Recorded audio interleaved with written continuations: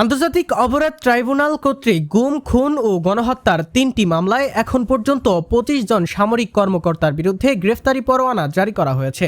এই কর্মকর্তাদের মধ্যে লেফটেন্যান্ট জেনারেল ও মেজর জেনারেল পদমর্যাদার ৯ জন কর্মকর্তা রয়েছেন। এর মধ্যে ২ জন সার্ভিং মেজর জেনারেল রয়েছেন, যার মধ্যে একজন মেজর জেনারেল শেখ মোহাম্মদ সারওয়ার হোসেন সেনা হেফাজতে রয়েছেন।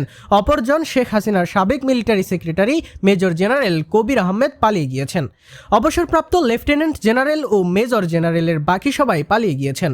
পালিয়ে যাওয়াদের মধ্যে রয়েছেন শেখ হাসিনার প্রতিরক্ষা বিষয়ক উপদেষ্টা major general Tarique Ahmed Siddique, DGFI এর সাবেক ৫ মহাপরিচালক lieutenant general Mohammad Akbar Hossain, lieutenant general Mohammad Saiful Alam, lieutenant general Ahmed Tabrez Shams, major general Saiful Abedin এবং মেজর জেনারেল হামিদুল হক। আরেকজন সাবেক মেজর জেনারেল মোহাম্মদ তৌহিদুল ইসলাম এখনও পলাতক, তিনি ডিজিএফআই এর সাবেক পরিচালক। এর মধ্যে লেফটেন্যান্ট জেনারেল আকবর ভারতে পালিয়ে আছেন বলে ইতিমধ্যে মিডিয়ায় খবর প্রকাশিত হয়েছে।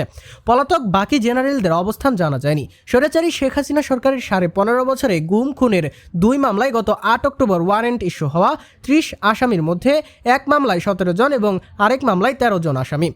2 মামলায় শেখ হাসিনা ও তারিক সিদ্দিক কমন আসামি হওয়ায় মোট আসামির সংখ্যা 28 জন।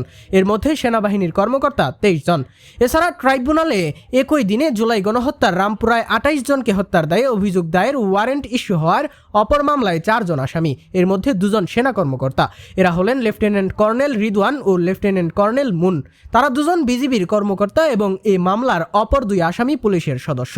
শনিবার সেনা সদরে ব্রিফিংয়ে বাংলাদেশ সেনাবাহিনীর মেজর জেনারেল মোহাম্মদ হাকিমুজ্জামান জানান, ওয়ারেন্টভুক্ত 25 সেনা কর্মকর্তার মধ্যে 9 জন অবসরপ্রাপ্ত, 15 জন চাকরিরত এবং 1 জন এলপিআর এ আছেন। কর্মরত ও এলপিআর এ থাকাদের মধ্যে মাত্র 1 জন সিটিআইবি ও ডিজিএফআই এর সাবেক পরিচালক মেজর জেনারেল কবির আহমেদ পালিয়ে গিয়েছেন।